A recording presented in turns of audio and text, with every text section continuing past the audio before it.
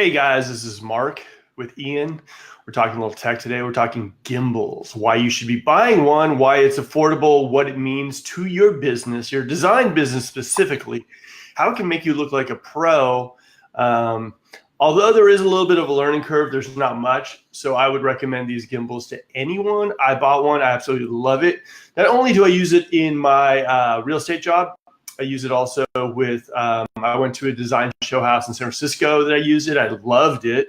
It had some tracking features, which I absolutely loved. What else would I say about it? I also used it with my little 3-year-old daughter. We did some fun videos as well. So it's something that you can really use. They're really durable. They've really stepped up their game. Today with Ian, we will be going over 2 of the leading gimbals. Now, here's the thing with Ian. He's very particular about his tech. Okay.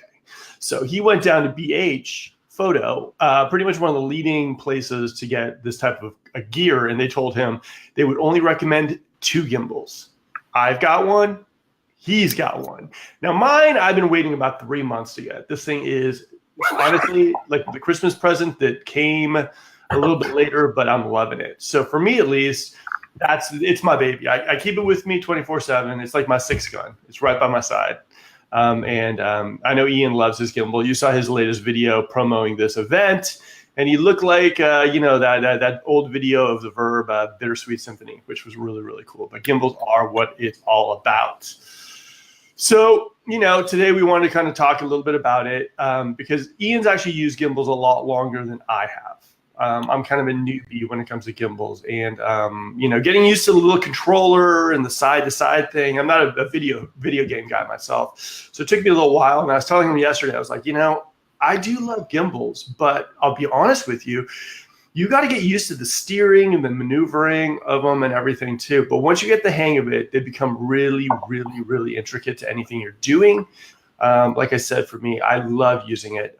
It's something that for me, at least, it's my go-to when I go to events, when I show houses, when I want to kind of create a little bit of a pro feel to what I'm doing, no matter what I'm doing.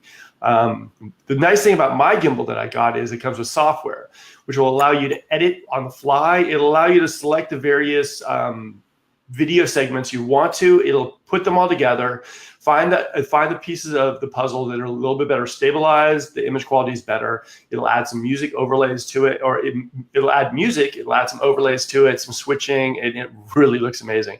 If you guys saw the video I put up for the show house in San Francisco, you will see exactly what I mean. It is a crazy cool.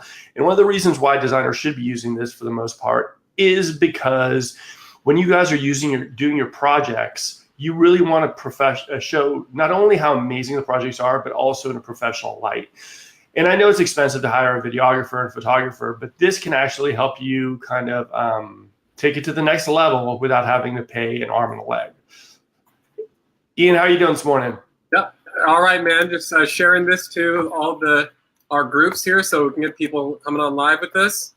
And now that I do some interviews and everything, I thought to myself, what, this thing is really, really cool, because what it'll allow me to do is it will actually follow my face through the scene. So the gimbal actually, the cell phone software that tags in with the gimbal will follow my face. So if I'm cruising around a show house, cruising around and seeing stuff, it will actually track my face. So it will track it, but stabilize video. So it will actually show me, like the way kind of Ian did it yesterday, but it takes it to another level by being able to track my face. So there's no really big bouncy stuff. Now, the coolest part about that is, let's say that you are doing something in the video where you want it to track a certain object, like a cup. You could actually have it track the cup. So your phone will be following the cup no matter where it goes. Pretty cool. There's a lot of uses for the tracking. In fact, it probably is my favorite feature in these gimbals, or in my gimbal that I bought. One of the main reasons I did get it, because like I said, with the stabilization and the maneuverability of these gimbals, it does get a little tricky. But when it's tracked on your face, or if it's tracked, for example, like let's say you're walking down the street and you see I don't know, maybe a church steeple way in the distance. Okay, you can actually set the tracker like you would in a camera to the cross, or to the big old clock on it. So then what that you end up doing is you can actually track your entire walk and the gimbal will stabilize. So you're walking and it's tracking on that certain point. The gimbal is never going to veer off looking at that point, which really, really gives the video a cool, crisp, stabilized, and kind of focused look, which I absolutely love. I mean, it's fantastic. So, hey, Ian, let me ask you something. Where have you used these gimbals before? Hey, by the way, are you done sharing? Yep, I just finished.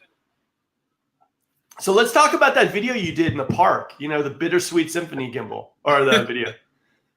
Yeah, so, you know, that's something I threw together to really show one application of a gimbal. Because as I see, there's really kind of four main applications for designers. And the one I showed in the park was I literally used, all right, so my gimbal here, right? I used this extension pole, put it on here like this, and it allowed me to essentially be my own cameraman, all right? Now, I'll put my phone on here so you can see. Slide this in like that. Turn my gimbal on. And boom. So as I was walking around, like, it's getting that really smooth effect, right? Now, obviously, selfie sticks have been out for a while now, but this just takes it to the next level in terms of getting that pro feel to it. And this extension pole is pretty sweet too, because, you know, super easy to use like that. So, you know, like I said, it was just one application of it. And what I was imagining is for a designer who's, you know, maybe going to a market or going to a showroom or something like that, and they want to bring their audience in and kind of do a walk and talk interview, that would be a really nice application for that setup right there.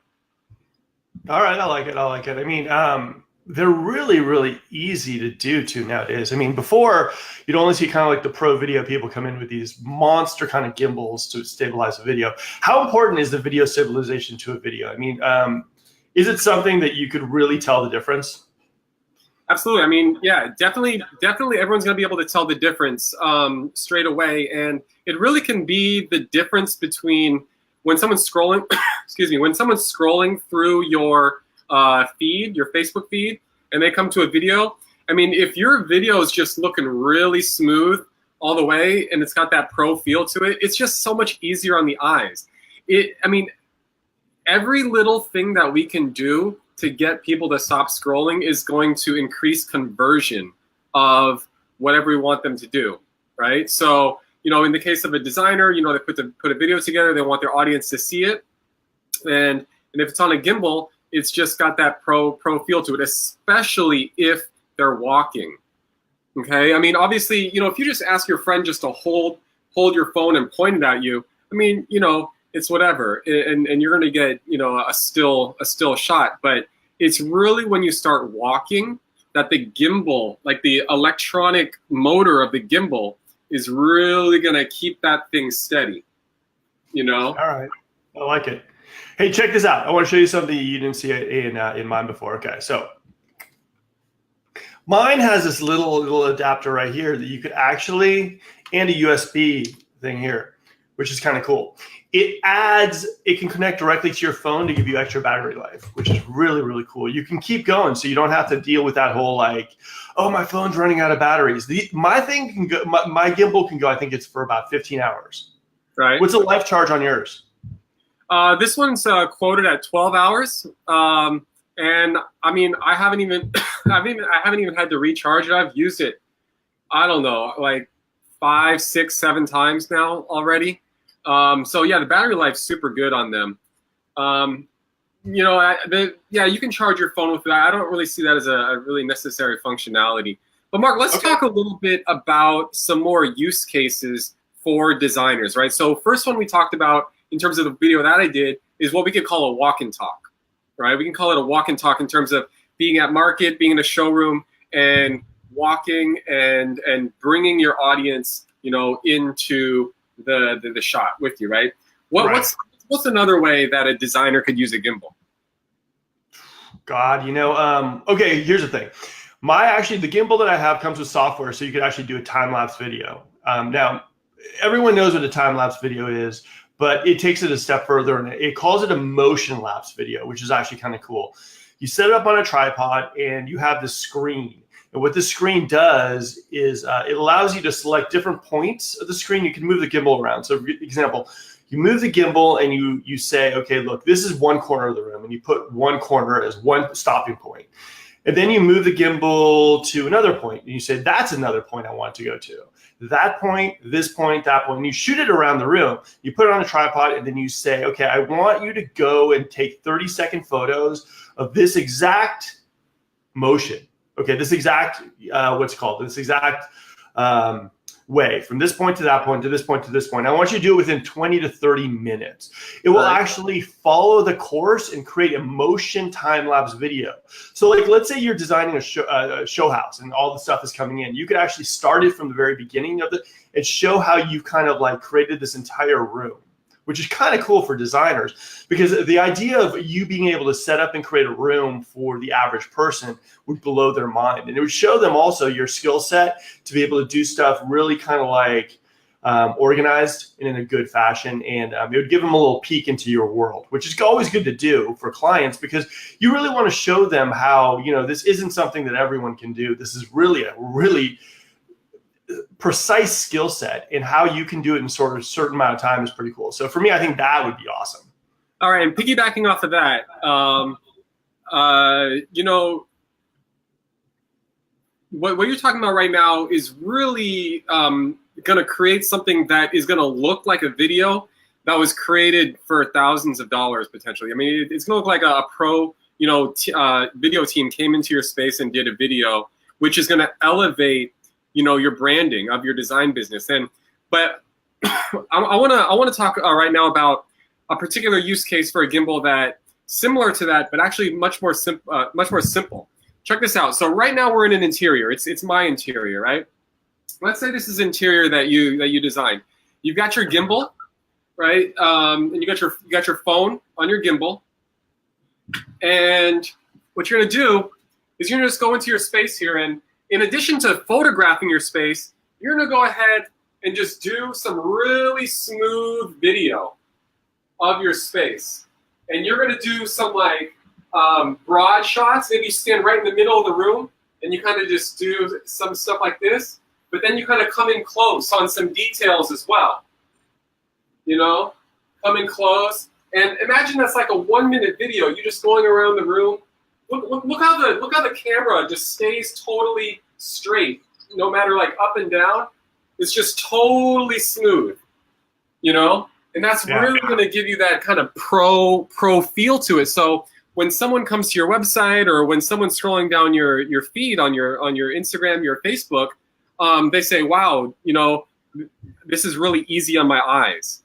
You could put like some background music behind it, or you could record yourself speaking and do a voiceover behind it, kind of explaining the space and your design of the space. Bottom line is, I mean, when it comes to using a gimbal for this type of purpose, it's not a fundamental leap in terms of what we can already do with our phones. Really, what it's doing is it's creating a video that looks more pro, you know, and it's because the motor in the gimbal allows you to keep it really, really smooth. Yeah, I mean, the truth is also, this is one of the things I really actually dig about, like the gimbal that I got, is it actually has a way where you can use a face tracking when you go to Facebook Live, which I thought that was really smart. Tell us how you'd set that up and how that would work. Okay, you basically would set up your tripod, you'd put up your phone, and then you'd put it in the facial recognition software. So you'd show that your face is where you'd want it going at. And then basically with a couple clicks, like 2 clicks, you go to Facebook, you choose which page you want to go to, or your personal profile, whatever. And then basically you go live. And so when you're going live on Facebook, you're not touching the camera, you're not doing anything, and it's following you around the room. Now, example, let's say that our good friend Judith had a new room that she wanted to show off. Okay, she puts up a tripod and she puts on her camera. Okay, and she face tracks herself, her entire body, let's just say. Okay, right. And she goes to Facebook Live, the camera will follow her. And I'm not talking just like this. We're talking a good rotation. I mean, it's really, I mean, it could do the entire room. Right. So she could actually go on Facebook Live. The Facebook Live, the software integrated with the DJI would actually track her, and she could go from detail to detail in the room explaining it on Facebook Live. How cool is that? That's essentially having a cameraman with you. Yeah. Now the other thing too is, imagine if you go on Facebook Live and you're at one of these trade shows like HD Expo or something, and you're on Facebook Live, the face tracker's in full effect, and you're just cruising around the show. It's tracking your face, and you're just talking to people. Hey, how are you doing? Are you having a good time at the show? It is such a powerful feature. The integration with Facebook Live is fantastic with it as well. So you can maximize the live videos. Now, as Ian was saying, the live videos are great, but also everyone's kind of taking the focus off of these produced videos. Produced videos for me are a higher level video. They look better. They take a really, really kind of like, you really have to take your time with them. With these gimbals, you can actually hit that realm and not really have to spend a whole lot of money. You just have to do a little bit of fine tuning on the movement of the gimbals. Yeah, I mean, okay. Yeah, so let's talk about that for a second. Let me piggyback off of that, Mark. That's a really good point. And before I do, let me just quickly answer Rochelle's question here about how does a gimbal differ from a GoPro. Rochelle, a gimbal is this device that has the mechanical motor in it to keep your phone straight. A GoPro is a specific type of small compact camera. Now, you could put a GoPro on a gimbal, but that's the fundamental difference. Think of gimbal as the arm, GoPro as the camera. So just to answer that question. But now, Mark, to address what you're talking about, let's talk about this topic: produce versus live, right? Now, obviously, when people really started jumping into video on Facebook, it was all produced. You take a video on your phone, then you upload it, etc. Then about a year ago, Facebook Live really came into effect. You know, and now I would say I see more live videos than produced videos, especially in terms of like, you know, longer content. Now, let's think about the pros and cons of each, right? Live, super easy, convenient. You do it, no editing needed. You go live, then you go off live, you're done, right? Right. And so convenience. But if you're really looking to create a piece of content that is really high quality, there's two things that are going to really help you out when it comes to doing it a produced way. Number one is video editing. So if you do it produced, you can pop it into a video editor. You can do cutaways. You can, you know, really make that clip very compact. And so you can do like a 30, 40-second video that's really giving the information quickly. You're not wasting people's time. The other thing is audio. So as if you guys saw the video that I did this past week in Washington Square Park, I was wearing this this lavalier mic here, clipped to my shirt. This lavalier mic, and it comes into this little recorder right here.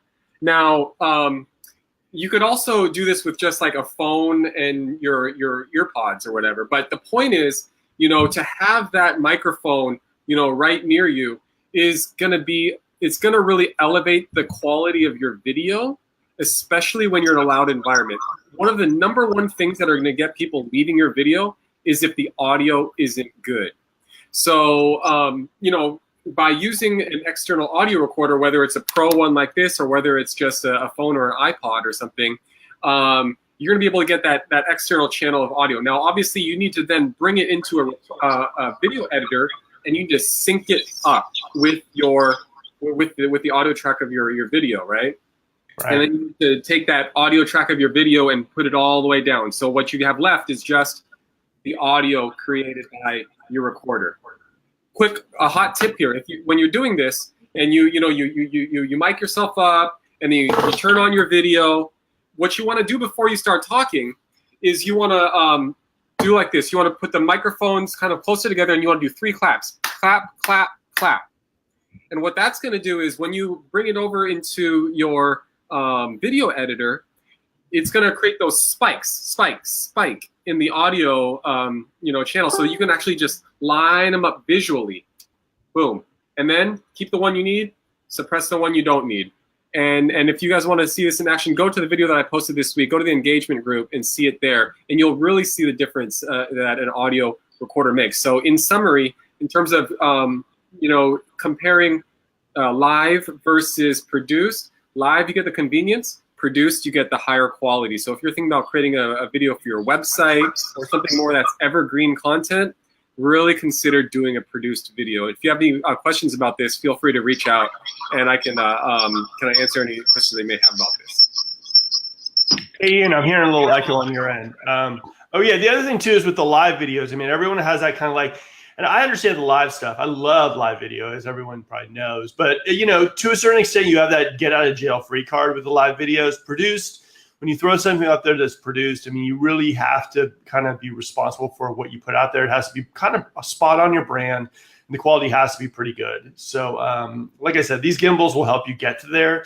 You do have to practice with them a while. I mean, for me, I went to the show house in San Francisco with a gimbal, which was great, and I was shooting around and I was doing my thing and everything, and it was fantastic. But at the same time, it was like there's still a really steep learning curve. No, there really is, and it's one thing just to buy a gimbal, and then the next step is to really learn how to use it, because there are different modes to it. For example, if I click this mode right here, watch this. Look what I can do. Like, I can actually keep it fixed on me all the way around. Or there's this mode right here. Watch this. Bum, bum, bum. I can do selfie mode. So if I'm like walking and talking, I can do selfie mode and then boom, bring it right back around. So definitely there's some things to learn about it.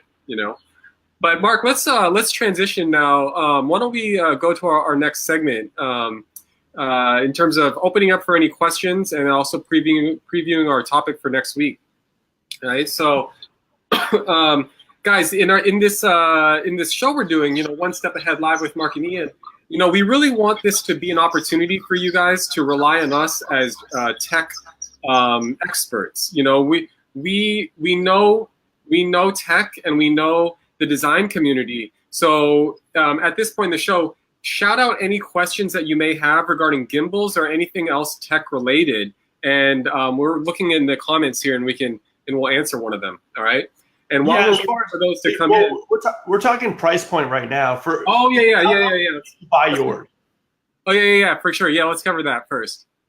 So, Mark, do you want to talk about your gear, how much it costs, and then I'll go. Well, first let's talk about how long ago did you get? Because here's the thing in tech, honestly, like in life in general, a month is not that long. Right. Okay? Month's normal. In tech, a month can be so many different little gizmos and gadgets are invented. So for example, I bought my gimbal a little while ago. Like, what was it? Maybe about a month ago. And I guarantee you, all the other competitors are already trying to find little things that they could add to their gimbal to make mine obsolete. So I also think that it's relevant. How long ago did you buy yours? I bought mine a couple months ago. I've had a couple gimbals over maybe the last year, and I returned a couple of them. For those that saw my Vegas video last year, that was shot on a gimbal. That was a GoPro on a gimbal. But this particular one I bought a couple months ago, and I bought it for $100.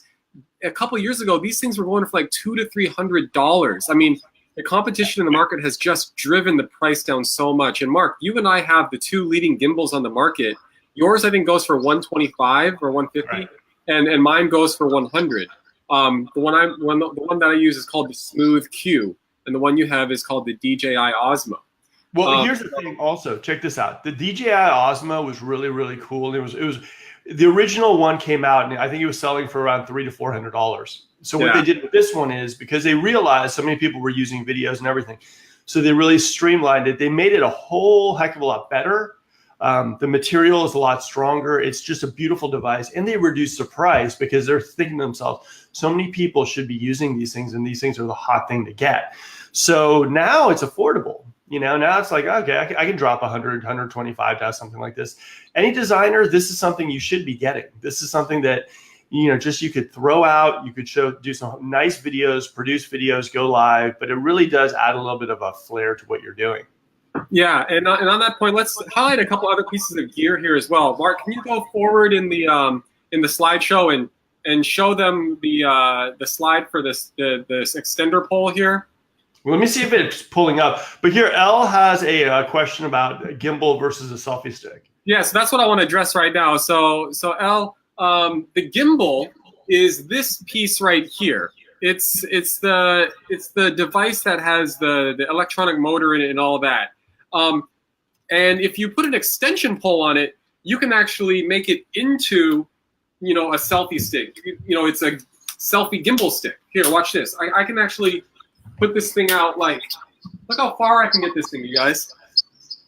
Like this really takes gimbal to the next level. And here's a hot tip as well. If you put a phone at the end of a long pole, you actually get a smoother shot, even without a gimbal. Like if you just put a phone at the end of a selfie stick and you walked around with that, you'd actually get a much smoother shot than if you held it in your hand. But now, if you combine the selfie stick and the gimbal together, then you're getting ultimate smoothness. Okay, and so that's one piece of tech that you can combine with a gimbal is the selfie stick here. And this one I really recommend. This Revo here. It's one thing I like about it is how easy it is to collapse. Boom, boom, boom, down like that. The build quality is really good. And the price point is just like $15 or $20 on B&H. If you go to the B&H website, just search for this Revo here. And the other piece of tech I wanted to highlight was this audio recorder here. This Tascam audio recorder, the DR10L. This thing really gives you pro level audio more than any other type of external audio recorder that you might like a consumer level. This is how much are you talking, Ian? This is $200 for this one, and it really comes down to the microphone. If you guys want to hear this in action, go over to the video that I created this past week. So those are the two pieces of tech that I really wanted to highlight. The third one you could do is you could get a tripod, and you could put this gimbal on top of a tripod. And you could do what like Mark was talking about in terms of doing the face tracking and do an interview. I see Jill Irwin's out there. I know, Jill, you'd like to do interviews sometimes with people or even just yourself in a space. And, to set this up on the tripod and set the face tracking, you literally have like a cameraman with you. So those are the pieces of tech that I wanted to highlight. Very cool. Hey, Elle, also really quick, the difference between also this thing and a selfie stick is the fact that this thing has a stabilization. I mean, honestly, sometimes when you're steering it around, it feels like you're driving a boat, but it'll ensure that your phone doesn't have that usual like bump and when you're holding your phone and you're walking and you get that kind of like this thing takes into that, the motor takes that into account. So your videos are very smooth. So basically it adds a stabilization that you can't really get with your hand or whatever. It adds that in so that your videos really do look like professional. They don't have that bump. They don't have that movement. I mean, to an extent, okay? It's not perfect, but it really does add another level of smoothness because of the stabilization engine that these gimbals do have inside them. They're really, really cool. And that's one of the differences. That's one of the huge differences between a selfie stick and a gimbal. The engine inside that's stabilizing your phone. So, and it does run with your phone, which is nice because, I mean, who wants to lug one of those big old cameras around? But you put your cell phone directly here, boom, boom, boom. And then you turn it on and it powers on and it kind of stabilizes itself real quick. And then you're good to go. All the videos are saved directly to your phone. And so you can edit them, you can change them, you can do whatever you want to.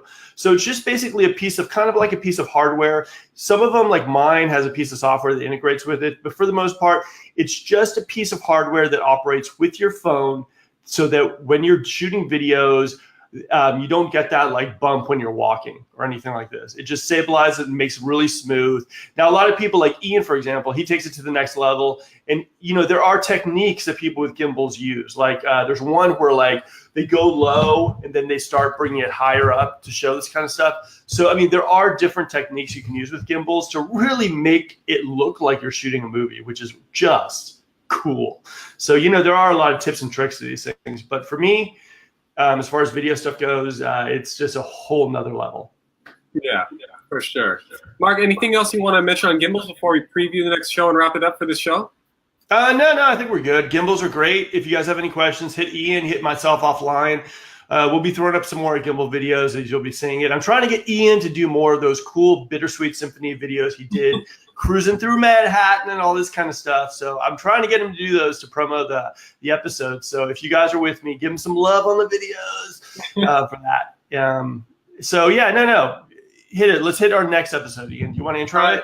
So next week, episode 3 of One Step Ahead Live with Mark and Ian, we're going to be talking about home video setups. All right, what do I mean by this? Okay, so a lot of us, we're doing video these days, and we like to do it from home. I'm at home right now. Mark's at home right now. And really, what we're going to be talking about is optimizing your space, like a specific space in your house, to do videos on a consistent basis. Now, as you can see, Mark here has really made a big step this past week in terms of optimizing his lighting. Look how even the light is on his face and also the lighting behind him. There's a lot going on here in terms of lighting, in terms of background that we're going to be getting into. And also my own space, I put a lot of intention into this space as well, in terms of creating a very balanced aesthetic with plenty of visual interest. Can I interrupt you for just a second? What's up? Don't lie to the people out there. This glow follows me around no matter where I go. Like, it's weird. I mean, when I'm shopping at like Costco, this thing just follows me around. That's the Jesus glow. Yes, I just walk around and this thing follows me. It's weird. I have like all these people kind of following after me. I don't get it. But yeah, no, we really want to help you guys up your game with your home studios and kind of get it to the next level. Like Ian and I were talking about the live and the produced stuff. It goes hand in hand, but try to get your lives up to a level as close to produced as you can. You'll only have that get out of jail free card just for so long, and then people are going to say to themselves, "What were you doing running around in your underwear last night on live video?" I was on live. It's acceptable. Well, try to get your stuff up. You know what I mean? We'll see if we can help you get there as well.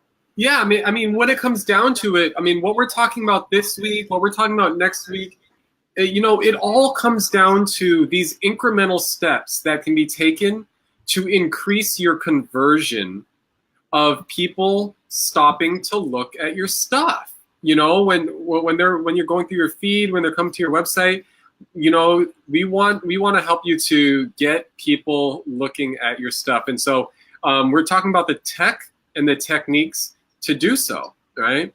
So that's going to be next week. Look out for the announcement on that. Like I said, the topic is going to be home video setup. So Mark, anything you want to mention before I close the show down here? Not much. I mean, if you guys liked what you saw here, please like the page. Turn on your post, your live reminders for this page. You know, here's the thing we won't show up and do the show unless we actually feel like we're actually giving back to you guys, and you guys can walk away and feel like you learned something, and that you got a glimpse into what can help you improve your game. So, okay, close it up, Ian. Yeah, exactly. I agree with everything Mark just said, especially if you guys like what you're seeing, hop over to our show page and like the page, and make sure that you turn on the notifications so that when we go live, you get notified. And also look out for our RSVPs, our events to RSVP to those as well. One more thing. If you don't do it, Ian and I are going to show up at your house with our gimbals. We're going to be filming you all day. Better do it.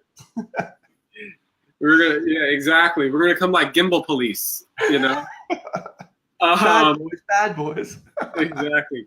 But no, yeah. My closing comments, you know, I mean, I just like Mark said, you know, we're doing these shows to help you guys really up your game, especially in terms of the tech and the techniques. That's why we call this One Step Ahead Live with Mark and Ian. It's a weekly power hour of tech and techniques to market your design business. Mark and I are uniquely positioned in the sense that we're both really connected to the tech. We know what's kind of one step ahead, and we're also really connected to you guys, the design community. We love you guys. We want to engage in this way. We feel like this is a really nice way to do it. So we're really excited to bring you the future shows. If you have ideas, questions for shows you would like to see us do, feel free to message us through the show page or just directly. Most of you guys know us. So thanks everyone for watching today. And again, this is One Step Ahead Live with Mark and Ian. See you guys next week. Bye, guys.